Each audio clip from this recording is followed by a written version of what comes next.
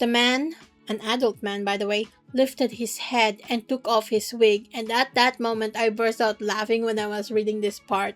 Cause why were you wearing a wig in the first place, bro? Hey guys, welcome back to another episode of Art and Recap. I'm your artist Faye, and today we are reading chapter 296 till 300 of Lord of the Mysteries. I can't believe it's already 300! Anyways, in the previous video, Klein finally got all of his potion ingredients from the Tarot Club and advanced to become a magician. It's time to pull a rabbit out of his top hat! Klein was still in his apartment though and taking note of the changes that happened in his body. He did a big stretch and flicked his wrist, expecting something to come out of it, but nothing really happened.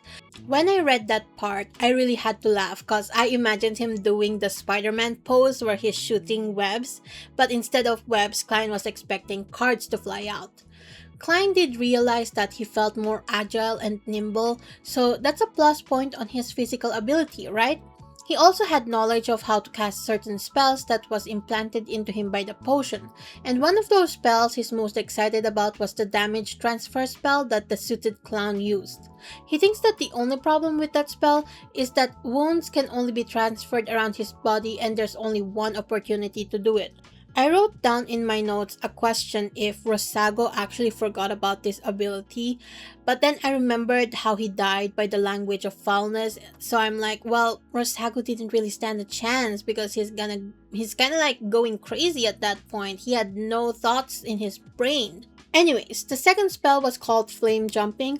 It's basically an ability to teleport around a 30 meter, not 300 meter, I almost said 300 meter range, but it was actually a 30 meter range between sparks of fire that he left behind. And low-key, I do wonder how this is related to a magician. Is it because of, I don't know, fireworks, confetti, celebration?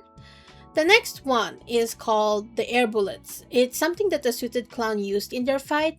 A magician can use this by snapping their fingers or mimicking the sound of a bullet, and the more powerful he becomes, the stronger this skill becomes too, to the point that it'll be like he has his own cannonball. This is low-key him fulfilling his wish to rain down a barrage of cannonballs on some unfortunate soul. Remember that one time Captain Dunes asked what he would have done in a certain situation, and Klein was like, mass destruction with cannonballs. Also, I don't know why this came to mind, but I was also imagining a magician low-key flicking a booger at an enemy and that exploding. Like, that would be such an embarrassing way for someone to die. And then I remembered that there's someone in One Piece that has that exact power, and I'm like, well, it is One Piece we're talking about. Anything goes over there. I also have a feeling Klein will low-key act like his cane has a gun at the bottom. I feel like that's such a popular weapon trope in fiction, especially in steampunk aesthetic ones. Klein was thinking about how he didn't really need to buy a gun or bullets anymore, but then changed his mind because that might expose his beyonder powers, and also he's like, any problem that can be solved with a gun isn't a problem. And my first thought when I read that was like, that's very America of you, Klein. Are you sure you're not part Texan? Then the fourth type of spell that he got ingrained in his mind was the paper figurines substitution spell. They're basically like the substitute jutsu from Naruto, except instead of a log popping up when it gets stabbed, it'll be a paper figurine. Klein was thinking that Rosago must have been hella salty that he was corrupted cause he couldn't use the figurines at all, cause Klein found some in his person, remember, when he was looting the man. Klein just didn't know what the hell they were for until now. The fifth spell he learned was called Flame Controlling, which, as the name implies, manipulates the flames around him. Then there was the Illusion Creation and a fake form of underwater breathing. The underwater breathing one I can see a magician having the ability of, considering the type of stunts Houdini used to pull. He was the magician who escaped from chains while he was underwater, if I remembered correctly. The eighth spell was an ability that can soften his bones to break free from whatever's holding him back. And like the previous one, it's very magician-like. The ninth one was the evolution of the clown's ability to turn paper hella sharp. Now he can actually pull out like a long ass piece of paper and turn it into a sword or whatever type of weapon he can.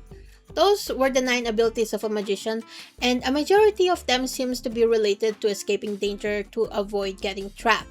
Also, side note, let me just tell you guys, but I really hate how Cuttlefish pretty much spoon-fed all of the abilities down our throats. When he was listing the spells and we got to the 5th ability, I was like, there's more? I think it would have been better if he just chose 3 abilities to write about that are crucial to Klein and something that he will use often, and the rest of the abilities he can just name or gloss over. Some of the names are pretty obvious in what they are gonna do, so there really isn't much need for a detailed explanation for them. Plus, I think it would have been fun for fans to speculate on how Klein can use all of these abilities, right? And it would have certainly given him much more freedom later on in the story to write whatever he wanted in the long run too. Too much detail can also ruin a story if it's gonna take a person out of the immersion. And really, I understand that he's in a rush and he has a word count to fulfill, but I think he can just move on to another POV instead and talk about, I don't know, what Algor is doing at the moment, if he got into a fist fight with some of the pirates, or if that demoness Tracy started hitting on him. And honestly, if I were reading a story with a gaming system type of power, where the protagonist can view all of their stats and skills, I wouldn't be ragging on about this as much because it makes sense for the detailed skill to be written down like that, you know? But like this, it really takes you out of the narrative. Anyways, enough about that, let's get back to Klein, who wanted to go out on a stroll and buy some illegal weapons at the Bravehearts bar. He stopped when he noticed that the gas lamps outside suddenly turned darker. He looked up in surprise to find a full moon that's as red as blood, which is odd since it's only been 2 weeks since the last full moon. Klein wonders if this is the blood moon, and whoever named the moon like that in the Lord of the Mysteries universe, I'm onto you. Seriously, you need to get your head and eyes checked. Cause what do you mean? Is this the blood moon? Y'all's moon's always been red. Don't piss me off. Oh my god. Instead of calling this type of weird event a blood moon, they could have named it, I don't know, Ruby Night or something. Something more special than a blood moon, because your moon is always red as blood. What the fuck? There's no difference. Anyways, there's of course superstitions regarding this astronomical event. The ones Beyonders believes is that it makes negative emotions stronger and strengthen the power of the underworld and spirit world. Klein thinks that this is the 2nd time of the year it happened, and low-key I do wonder if this blood moon has something to do with the Evernight goddess. Maybe her power was getting invoked during those times. We move on to Force, who was not having a great time considering the fact that it's a full moon. She was in absolute pain. She could hear whispers in her ears and a pounding in her head, and she was so close to taking a knife to just end her suffering. She prayed to the god of steam and machinery to ease her pain, but as usual, no one answered her prayers. Her hair started to grow abnormally long as she scratched on the leg of the coffee table until her nails broke. She's thinking that she was going to die as she rolled around until she saw a piece of paper with words written in ancient Hermes. It was the incantation Sio found in a book she borrowed from Viscount Klein, the one Audrey sneakily put in so that one of the girls will pray to Klein. Since Force was desperate, she did not give a single fuck if she summoned an evil spirit as long as they can help her, so she recited the prayer and Klein answered. She was begging him to save her from the pain, so he did what he could and pulled her above the grey fog. When Force found herself more lucid again, she realized she wasn't rolling around in her room anymore and that there's a mysterious being gazing down at her from his seat at the long table. She's a smart cookie, so she figured out that he's the fool that was mentioned in the incantation. Klein had her sit down on one of the chairs and realized that the symbol at the back looked like a door, and he instantly remembered someone in Roselle's diary called Mr. Door, and I was like, oh yeah, that one. I remember making fun of that in a previous video. Force wonders what Mr. Fool would want from her since he answered her prayer. Would he want her soul? She's totally fine with that cause she would have lost control if he hadn't stepped in. So she's grateful and pretty much thinks that her life is in his hands because of that. Klein asks if she hears the ravings every full moon, and Force was surprised that he knew about that and asked if he knew where it came from. Klein thinks that it's probably from Mr. Door who's trapped in God knows where. He replies to Force that the ravings might not want to hurt her, but it is actually a call for help instead. And Force is like, a call for help? If it was, then why did it keep pushing me to lose control every full moon? Klein told her that it's because she's weak, and that because of their level difference, it made it difficult for her to understand what the ravings are saying. Anyway, throughout their conversation, Force was starting to think that the fool might actually be a godly being and that she's starting to worry for her safety and life. And I'm like, girl, you need to pick a lane. You said you're fine with him owning your soul earlier. What the fuck? Klein asked her how long the ravings usually last, and she answered with 3 to 5 minutes, but because it's a special occasion, it might go over 7 minutes instead, so they're in 7 minutes in heaven right now. Klein nodded and told her that she'll go back to reality in a couple of minutes and that the only way for her to solve her problem was to raise her sequence. Forrest then asked if she can recite his name during the full moons in exchange for being his devout believer, and Klein's like, don't worry about this, I don't mind helping. Force is satisfied with that answer, and since she didn't want to sit in awkward silence with Klein, asked if there are people who come by above the gray fog frequently because she noticed all the seats around her. Klein said that there's some people that are similar to her that he's pulled up for various reasons, and told her that how they hope that he can host gatherings at regular intervals so that they can trade with each other, and he agreed to it. Forrest was like really enticed by that idea because hello, it's a mystical godlike being hosting a secret gathering. Who wouldn't ask Mr. Fool if they can join, right? So Forrest gathered her courage and asked Klein to become a member, and he's like, sure, and told her when the gatherings would be. He then had her pick her tarot card name, and she chose the Magician. Loki, I didn't expect for her to pick that card, but I guess it makes sense for her since she's the resourceful type. Also, I'm not gonna act surprised that Force joined the Tarot Club because I got spoiled by myself again. And no, this time it's not because I was browsing through Pinterest for inspiration and stumbled upon a fan art like what happened with Leonard joining the Red Gloves. Nah, it was because I was grocery shopping, and at one of the shops I stumbled upon Lord of the Mysteries blind boxes on the shelf, and I was so caught off guard that I reached out and flipped the back to check what the figurines will look like, and when my brain finally caught up to my action, I was like, Faye, don't look, you'll see spoilers! But by then, my eyes already landed on a chibi of Force, and I was like, well, fuck. I guess she's the one joining the Tarot Club and not Shio. I didn't see anything more than that, but I really was hoping to see what Audrey would look like. But yeah, I really instantly put the box back because I did not want any spoilers. Back to the story. Force was absolutely thrilled when she came back to her senses because she hasn't lost control, and she even grew back the hair that she pulled out when she was writhing around in pain. Also, side note, I actually had to Google how to pronounce writhing because I was thinking, is it writhing? Is it writhing? I don't know. Apparently it's pronounced writhing. She was writhing in pain. She didn't know if making a deal with the fool was a good or bad thing, but hey, at least she's still alive, right? Meanwhile, Klein was wondering what kind of information Force was hearing and was thinking that Audrey really need to teach her the acting method if she doesn't know about it yet. He was also thinking that once he advances to the sequence 5 and became a marionettist, maybe he can use a ritual using the gray fog and control Force remotely to see and hear what she's going through. And I'm like, Loki, that sounds sus as fuck, and I don't think you should be doing that, Klein. Or you should, at least get Force's consent before you actually rummage around her brain whenever she's being affected by the full moon. But you do you, I guess. I'm pretty sure Force wouldn't mind at that point because she's probably gonna be as zealous as Audrey. Klein really wants to know if it's really Mr. Door making her go crazy. Anyway, Klein returned to the real world and just decided to chill after that fiasco.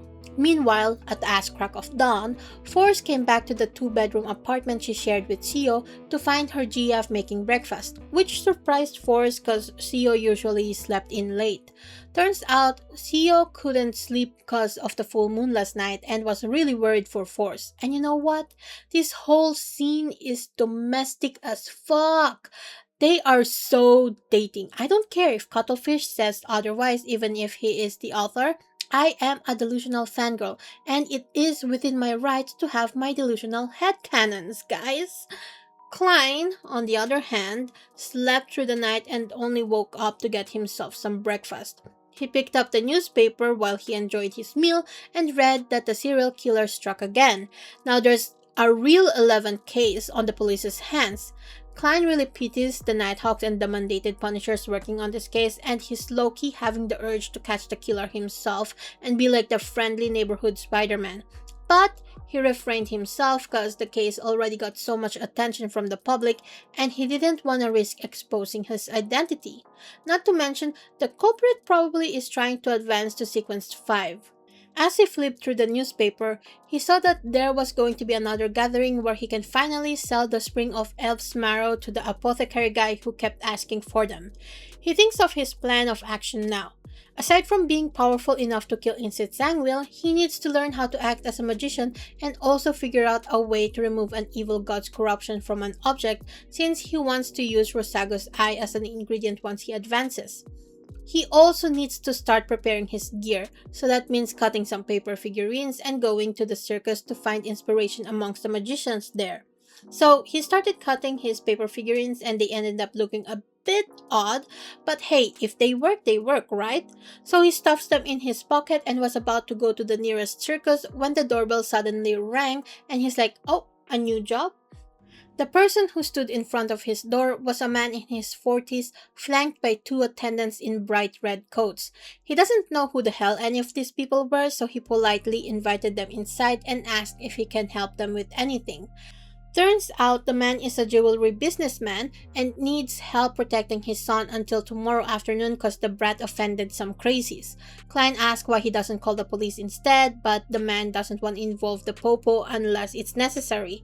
He's worried that his son had a falling out with a bad crowd, so he had a bunch of other detectives protect him. But one of them had an accident at home and won't be returning until tomorrow afternoon, so he needed someone to fill in at the last minute. He offered to pay Klein £10 for the day. Meanwhile, Klein was actually flipping a coin between his fingers, and when it landed positively on the palm of his hands, Klein was like, "You got yourself a deal, my man." The man led Klein to his home and introduced him to his son Adol, who was sitting on the sofa. The fireplace in the house was lit and it was hella warm, and yet the teenager was wrapped in thick clothing and a blanket and he was still shivering. And you know what? I wish that was me right now because this summer heat is making me feel like I'm living in an oven. I can't wait for autumn to finally arrive, guys. I'm so excited for the rain, the fog, the wind. Autumn is my favorite season right next to winter. Tell me your favorite season and why. Adol was muttering, "They want to kill me." And at that point, Klein turned on his spirit vision and saw that the guy was being haunted by a wraith, or maybe he was being possessed because the color of his aura was being really funky. He reached out for Mr. Asik's whistle and allowed the spirituality to spread while he surveyed the room. He saw the other 3 detectives he'll be working with, 2 ladies named Kaslana and her assistant Lydia, and the other man was called Stuart. Klein greeted them cordially and notes that they weren't hiding their revolvers at all.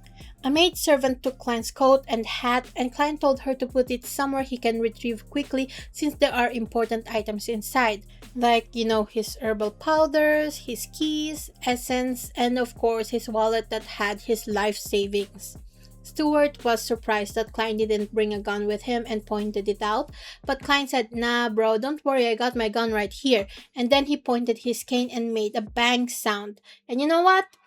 I called it. He was gonna use his cane at some point and make it like a gun, right? The gunshot sounded so real that the detectives went into a defensive position instantly.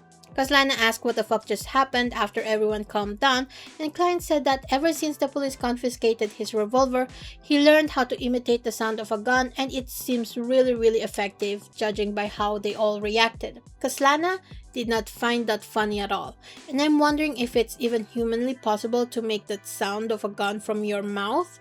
I know there's this girl on TikTok that can mimic the sound of a train whistle, but I don't know about a gun. Also, when Klein did that, it low-key reminded me of Yoko Kurama from Yu Yu Hakusho that made 1,000 fangirls squeal with a single act. You're going to have to come up with a smart way to kill it, or else... And I'm wondering if Klein will do something similar in the future, cause that's just a huge amount of aura points. He gotta do it. Anyway, Stuart asked why he's never heard of Klein before, and Klein said that he only arrived in Backlund in early September. They chatted a bit until it was time for their shift to look after the teenage boy that was getting haunted. In the quiet of the night, a cold chill swept through the room and Adol sat up from his bed. Stuart asked what was wrong, and he said that he needed to use the washroom in a soft and dreamy voice. Klein stood up from his seat and said that he'll follow Adol. In the washroom, Adol looked into the mirror and turned the faucet on and let the water flow. Klein stood at the back and took out a box of matches and lit a matchstick. He blew on the air and allowed the fire to go out before throwing it in front of him. Klein took out another item from his pocket and played around with it. Adol turned around and glared at a copper whistle that Klein was tossing up and down. With a snap of his fingers, Klein summoned a flame and ignited the invisible figure around Adol. It struggled at first, but dispersed in the end. Adol slowly started looking more aware of what's happening and Klein began his interrogation of the boy. But Adol was like, "Who the hell are you and where the hell am I?" Klein said that he's a detective hired by his father to protect him and he's in his washroom right now.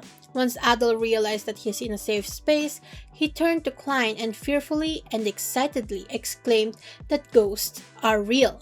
And Klein was like, "This damn kid, did he provoke the wraith on purpose cause he's a thrill seeker?" Klein asked how he got in the state he was in before, and Adol explained that he joined a society that believes that the dead can be resurrected. Klein thinks that all the BS the kid was sprouting sounded like it came from the Nominus Episcopate group, and then asked where Adol and his friends got their corpses from. Adol said that they secretly dug up graves that haven't been buried for a long time, or they buy them from the hospital. And Klein finally understood why Adol's dad didn't want to get the police involved. Chances are the father knew that the kid was up to no good and didn't want to get him thrown into jail because what he's doing is a crime.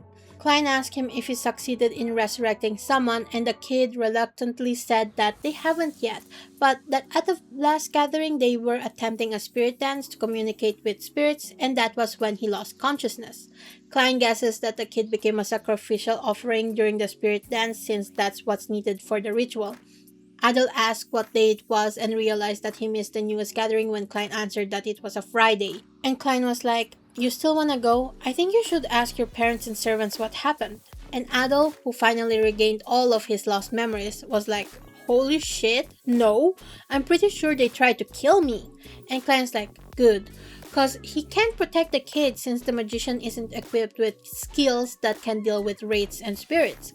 Adol asked if Klein isn't afraid of all the things he said, and he's like, "I'm a detective, I'll believe it when I see it." Klein led the kid back to his bedroom and then he took out another copper penny and started playing around with it. At around 2:50 a.m., he told Stuart that he's going out for a smoke at the balcony. Stuart told him to make it quick cause he's low-key creeped out about what's happening, you know. Klein pulled out a paper figurine and turned it into a lifelike copy of himself that looked like he was smoking.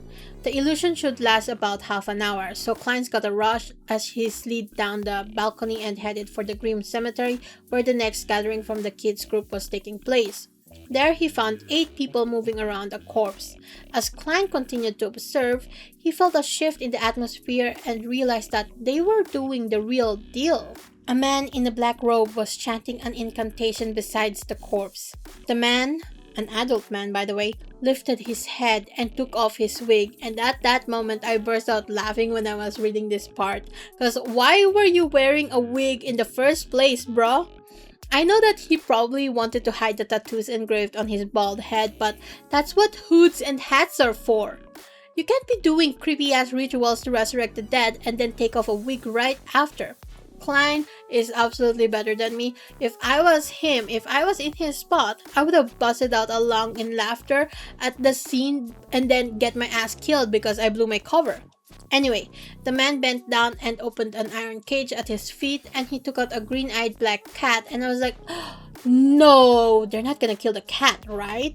Klein was also surprised and remembered the various folklore surrounding the black cats. Something about them being the emissary of hell, and that if they jumped over a corpse, that corpse would be awakened. The bald man threw the black cat at the corpse and the cat leaped over it. Klein thinks that he understood the cat language at that moment and that the cat must have let out a heartfelt fuck when it jumped over the corpse. And this is why Klein is a part-time cat boy, because he understands cats. Anyways, I will be ending the recaps here for this week. I feel like this whole mess regarding the boy feels like a filler episode, to be honest, and it's really giving off side quest energy. So I'm curious if it'll play a bigger role in the story, and if the Donghua is actually going to keep the storyline, like this storyline with, this whole mess with the boy, or if they're gonna gloss over it. Anyway, I can't believe we're already at chapter 300. Oh my god. About the artwork, this is actually a continuation of the previous one. In the previous one, I was just, doing the sketches and also the grayscale of the thing, the flats and grayscale. In this version, you actually see me doing a little bit of rendering. This artwork you guys will see for another, I don't know, 2 videos, because I am stretching out this artwork. It took a while, okay? There are a lot of characters. I don't usually draw this many characters. And yeah, so the next part will be rendering Noah, I think, and also a bit of Azrael, and then after that it's going to be adding the lighting and shading stuff. Yeah. Anyway, thank you guys as always for watching my videos. Before I go, please like, subscribe, and leave a comment. It helps my channel out a lot. My commissions are open and my Vision link is down in the description below. Check out my story, Dreaming of Aurora, if you have the time. And finally, thanks to my patrons, Robek, Vanarik, and Jval Javalitska for the support. I'll see you guys next time. Bye!